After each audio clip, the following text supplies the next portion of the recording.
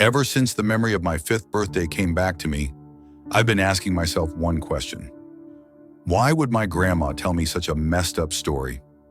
I suppose I shouldn't be too surprised, though. My grandma had a way of telling stories, often the kind that made your skin crawl. There was one about Mr. Longfingers and another about a special knock that could summon creatures from the dark. But none of them shook me like the ones she told me that night on my birthday. I just turned 5. Grandma had already tucked me in, and the room was dark except for the soft light from my bedside lamp. But there was something unsettling about the night. I wasn't afraid of the dark exactly, but there was a particular presence in the room. It wasn't the night or the shadows that made me uneasy. It was the secret present sitting on my bedside table. It wasn't a big present, and it wasn't wrapped in any special way. It was just there, and it freaked me out. I tried to ignore it as I lay in bed, but its presence gnawed at me. I didn't want to be alone. "Grandma, will you tell me a story before bed?" I asked, my voice shaky. She paused halfway to the bedroom door. Her smile was gentle but curious. "A story? Well, what kind of story would you like to hear?" I usually loved her scary stories, but tonight, for some reason, I wasn't in the mood. "Nothing too scary, Grandma," I said. Grandma raised an eyebrow and turned back to me. "Not too scary," she repeated. Then she walked over, flipped the light back on, and sat on the edge of my bed, giving me that smile she always gave before telling a story. "All right, I think I'll tell you a story about a witch," she said, settling in, and that was how it began. I had no idea just how terrifying the story was going to be. Grandma started her story, her voice steady and calm. "There was once a young girl," she said, "who lived in a cottage by the sea. The girl was happy and lived a peaceful life, going to school, reading books, and spending time with her family, her mother and her grandmother. One day, as the girl was walking home from school, she met a boy she didn't recognize.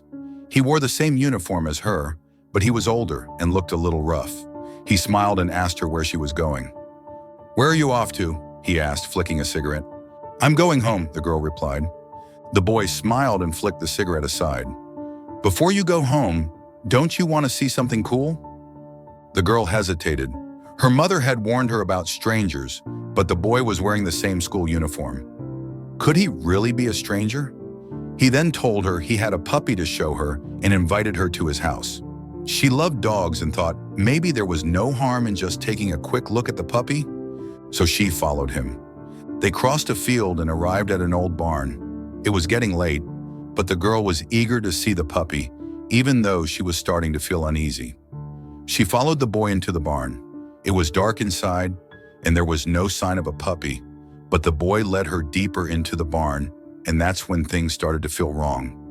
2 older boys emerged from the shadows. They were bigger, stronger, and the girl quickly realized something was terribly off. The boy who had invited her there wasn't as kind as he seemed. The rest of the story was awful. The girl was hurt in the barn, and she only barely managed to escape. She ran home in a panic, crying as she collapsed in the hallway. Her grandmother found her, and she held her as she cried. Grandma whispered soothing words to her and promised to protect her. She told the girl that she would make sure nothing like this could ever happen again. Grandma led the girl into a room she had never been in before. It was old, filled with strange, eerie objects and statues. The girl was scared, but she trusted her grandmother. Grandma opened an old wooden box and took out knitted dolls. They were all blank, no faces, just eyes that seemed to follow the girl. Grandma explained that these dolls could protect her. They would keep the boys from ever hurting her again. The girl described the boys to her grandmother, and with knitting needles and yarn, Grandma made 3 dolls based on the descriptions. When she finished, Grandma told the girl to keep the dolls. As long as she had them, the boys could never harm her again. And they didn't. Years went by, and the girl grew up, but the past didn't stay buried. One day, her grandmother rushed into the house, holding a newspaper with a headline that read, "3 brothers tortured and killed in brutal mass slaying." The girl simply smiled. The next day, her grandmother discovered something horrifying. The dolls the girl had kept were now impaled with knitting pins and burned. The girl explained that she had made sure the boys would never hurt anyone again. But something about her tone and smile suggested that it wasn't a simple act of protection, it was revenge. Grandma seemed to understand, but it didn't matter. The girl had taken care of the problem, and she was now free. Grandma turned off the light as she finished the story, but I couldn't shake the feeling of dread. Something about the story felt wrong, and the gift on my bedside table wasn't helping. I looked over at the doll.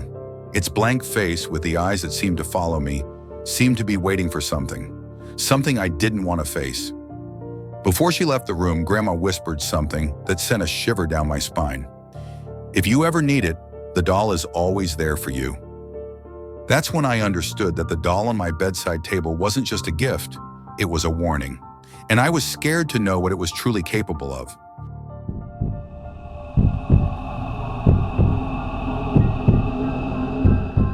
It happened 10 years ago. I was just 8 years old. I woke up to the smell of frying eggs and bacon, a smell that made me feel like everything was normal. As I stumbled down the hallway, I was greeted by the sight of a woman with dark hair humming a friendly tune. She was standing at the stove, filling a cup with orange juice. When she turned to me, I nearly jumped out of my skin. She was pretty in a way, but there was a vicious scar running down the left side of her face. "Andy, you're up!" she said cheerfully, placing a plate of breakfast on the table. "I had to run to the store, but I hope you like breakfast." Still too shocked to say much, I stammered, "I don't have breakfast. Where's my mom?" The woman laughed and set the plate down. "She's gone, so I'm here to make sure you're all right. You can call me Aunt Victoria, or Vicky, whatever you prefer. And while I'm here, you're having breakfast." I stared at her, confused but too hungry and tired to argue. I sat at the table, trying a piece of bacon. It was perfectly crispy, far better than how Mom usually made it. "Is she going to be back soon?" "My mom?" I asked after swallowing the bacon, trying to be polite. Vicky shrugged. "She didn't say. Clean your plate, then you can show me your favorite cartoons, okay? Only until 10, though. Then we're going to the zoo." The zoo? I remembered my mom saying we wouldn't go this year. But if Vicky was going to take me, well, I thought, maybe it wouldn't be so bad. I let my mind rest and focused on eating. It didn't seem so strange at first. In fact, Vicky was a great babysitter. For a week, the house was clean from top to bottom, meals were freshly cooked every night, and I even helped her in the bathroom while she cleaned my mom's bedroom. She was the exact opposite of any sitter I'd had before. She even made pizza from scratch one night, tossing dough in the air like a real chef. "I learned from a real chef," she said with a wink. "In Italy." Vicky even had a slight British accent. I remember asking her about it one day. "Have you traveled a lot?" I asked. "Oh, all over the world," she replied, adding toppings to the pizza. "Would you believe that I met the Queen?" "No," I said, half laughing. "Good. You're a smart kid, Andy. Don't believe everything people tell you," she said, though I couldn't quite figure out why. Vicky's behavior grew more odd as the week went on, but I didn't think much of it. She was always so cheerful, so efficient. But there were little things. She was never home at night and always did her laundry in the morning, the washing machine banging away as I woke up. She slathered sunscreen on her arms and face constantly, even if she was just stepping out to check the mailbox. I once asked her why. "I have delicate skin," she said, but wouldn't say more about it. It seemed like a reasonable enough explanation at the time. We went to the library twice that week, and Vicky let me pick out books. I chose a couple of the Boxcar Kids series, books my mom had given me when I was younger, and I still loved. It was one of the best weeks I could remember, and every night before she tucked me into bed, I asked, "Did you hear from Mom yet?" Every time Vicky kissed my forehead and told me to chase the dream butterflies. I didn't really understand, but I always went to sleep easily. Then one night, I woke up to quiet sobbing. I glanced at my clock. It was 1:32 a.m. I slipped out of bed and followed the sound to my mom's room. There I found Vicky, curled up on my mom's bed, weeping softly. A photo album lay open next to her. I gently touched her shoulder. "You should chase the dream butterflies too, Vicky," I whispered. Vicky startled, sitting up quickly. In the dim light, I could see her mouth covered in something. I turned on the lamp, and that's when I saw it. Her mouth, hands, and shirt were soaked in blood. "Oh, Andy," she whispered, picking me up and holding me tightly. "I'm something horrible. I've done horrible things. I froze, looking at the open photo album. It was the picture of the day I was born. My mom had always shown me that picture on my birthdays, reminding me of how much she loved me, of how she'd go through 12 hours of labor again if it meant having me. "Are you hurt?" I asked, touching some of the blood on her mouth. Vicky shook her head, but she seemed lost. "No, sweetheart, this isn't mine." She trailed off, shaking her head, as if fighting something within her. "I thought, maybe, just maybe, I could make things better by taking care of you. But I think I'm just making them worse. So much worse. Andy, I'm sorry. Do you forgive me?" "Forgive you for what?" I asked, confused. "The worst thing possible." "No, it's not fair," Vicky sighed, letting me go from her embrace. "It's not fair to ask you to forgive me." "Why do you have a scar, Vicky?" I asked suddenly. Vicky paused, brushing her hand against the side of her face. "Horrible things happened to me too, Andy. The worst things. I suppose that's why I can only do horrible things too." She tucked me in, smiling softly, but it felt like a mask. "Go to sleep now, Andy, and chase those butterflies to the end of the world and back." I woke up the next morning to a police officer shaking my shoulder. "Hey, holy shit, guys, the kid's here!" he exclaimed as I wiped the sleep from my eyes. I looked around. "Where's Vicky?" I asked. "We'll find Vicky," the officer said. "We need to get you to the hospital." The scene they walked into baffled them.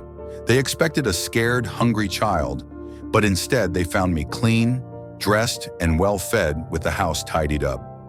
I eventually learned that my mother had been murdered. My mom had been a Jane Doe at the morgue. Her body was found mutilated just a few blocks from her work. The wallet with my mom's ID was found next to my bed, covered in bloody fingerprints. My dad, who didn't even know I existed, took me in. He remarried, and I gained 3 half-siblings. It was nice, but it wasn't the same as having my mom. And Vicky, she was gone. Years later, my dad told me what he found.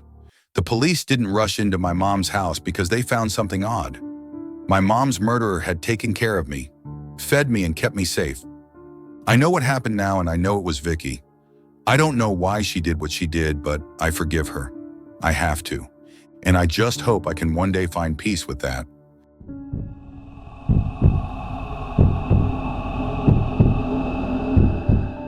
"Guess who called me today?" I said to Will, lounging on the couch with my legs across his lap. He was absent-mindedly rubbing my calf, barely looking up from the episode of The Office we'd already watched a million times. "Who?" he asked, taking a sip of his beer. "Sasha Watson." "Really?" Will tore his eyes away from the screen to give me a wry smile. "Haven't heard you talk about her in a while. What's she on now? Husband number 4? 3, Will grunted. "She asked if we could put her up later this week while she's in town. Something about visiting her estranged mother who's in assisted living. She wants to stay with us? Just her?" I nodded. Whatever," Will said, turning back to the TV. "What can it hurt?" I pulled my legs away from him and sat up, staring at my husband. "What? Are you serious?" "I don't see why not." "Will, what about your project deadline? Won't you be busy? If it's too much of a hassle for you..." "Come on, Nell, don't pin it on me. Why don't you just say yes? You'll rack up some good karma. Besides, it would be good for you to have a friend around for a while. You've been self-isolating again." "Okay," I said, getting up. "I'm not having this conversation right now." Will shrugged. "Suit yourself. I think you should tell her yes, though." I rolled my eyes, picked up a book from the coffee table, and went to read in bed. I was annoyed, but deep down I knew Will had a point. By the time I drifted off to sleep, I had mostly talked myself into saying yes to Sasha's visit. The next day I texted Sasha. She was ecstatic, claiming it would be just like when we were roommates. I, on the other hand, was dreading the visit. It wasn't that I hated Sasha, but we hadn't spoken in years. Plus, she had a history of getting a little too friendly with married men, and the thought of her flirting with Will didn't sit well with me. Sasha arrived on Thursday with a stuffed suitcase and her usual welcoming smile. She dropped her suitcase when I opened the door, running to embrace me tightly. "Oh my God, it's so good to see you, Nell. I'm sorry it took me so long to come back. I should have stayed in touch." It's no big deal, Sash, I said, awkwardly patting her back. I could have tried a little harder too. Sasha pulled away to look at me. No, I totally get it. You have a busy life. I think we all do at this point. She glanced over my shoulder into the house. Is hubby here? I can't wait to meet him. He'll be home around 6. Come on in. I'll show you your room. Sasha and I spent a while catching up over large glasses of Moscato. She went on about her third husband, how much she loved him, and how she thought he would be the one she would spend her life with. She mentioned multiple times how jealous she was of my relationship with Will, despite knowing nothing about us. Needless to say, this made me uncomfortable. Later, she insisted on helping with dinner, despite my protests, laughing and reminiscing about old times while I just smiled and nodded. By the end of the evening, I was exhausted and regretting the whole visit.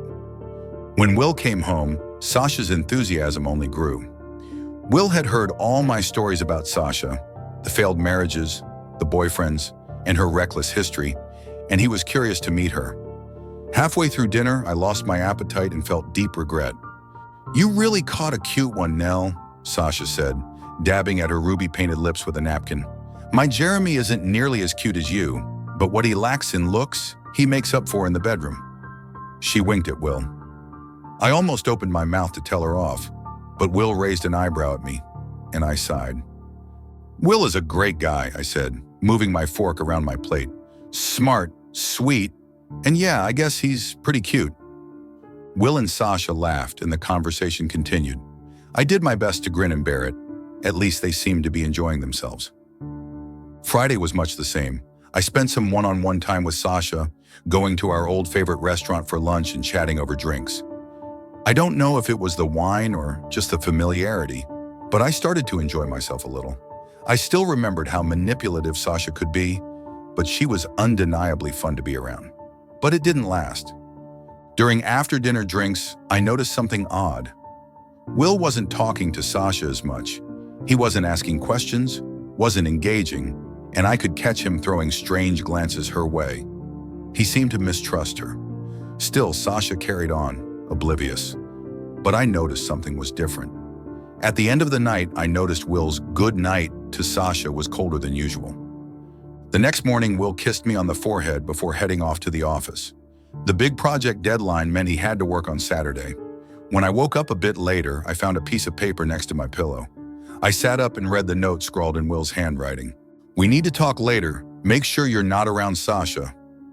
The note made my stomach twist. Sasha and I had breakfast together, and she was acting her usual self, so I wasn't sure what Will was going to reveal. I texted him during the morning, and he confirmed that Sasha had somehow gotten his number and was texting him strange things. The text started innocently enough but escalated to disturbing messages. Later, when Sasha returned from her mom's, I was already on edge. Will had clearly seen something disturbing in Sasha's messages. As soon as she returned, we confronted her about it. Sasha seemed genuinely confused when Will showed her the texts, but something wasn't adding up. Then she nervously handed us the phone and said, "You should see this." The text on the screen made my blood run cold. The other one is cute, but I want you all to myself, and I always get my way. I need to be with you tonight, Will. Don't make me wait or I'll kill them both. I barely had time to react before we heard the doorknob turn. A thin woman in a torn, dirty red cocktail dress emerged from the basement, her lips cracked and smeared with blood. It was Monica, Will's manager. "What the hell are you doing here?" Will demanded. "What the fuck are you doing in my house?" Monica was a mess. Her hair was tangled, her eyes wild. She was a far cry from the composed professional I'd known. "Will, do something," I begged. Monica looked at us, her eyes narrowing. With a scream, she rushed toward me, raising a hammer in her hand. I didn't have time to react, only closed my eyes and braced for the worst. But then Sasha lunged. She grabbed the kitchen knife, stabbing Monica in the rib cage before pulling it back. Monica howled with pain, dropped the hammer, and twisted out of the way of Sasha's next strike. Will grabbed the hammer, and Monica's eyes darted between us all before she bolted for the front door, her dress fluttering behind her. The police arrived soon after, but Monica had already disappeared. Her apartment was empty, but they found disturbing evidence inside. Pictures of Will, personal information about us and a detailed schedule of Will's day-to-day activities. We pieced together that Monica had become obsessed with Will when he mentioned we were having a guest. She had somehow gotten into the house and holed up in the basement, leaving behind a disturbing collection of items, including a phone charger and bucket of excrement. We apologized profusely to Sasha, but she took it in stride. The whole experience had been harrowing, but she even invited us to Florida to stay with her and her new husband. Sasha had been a weird, uncomfortable guest, but in the end, I knew she had saved our lives. So despite everything that had happened, I'm looking forward to our trip tomorrow. And maybe, just maybe, I can sleep soundly, knowing Monica is out there, somewhere, waiting for her next obsession.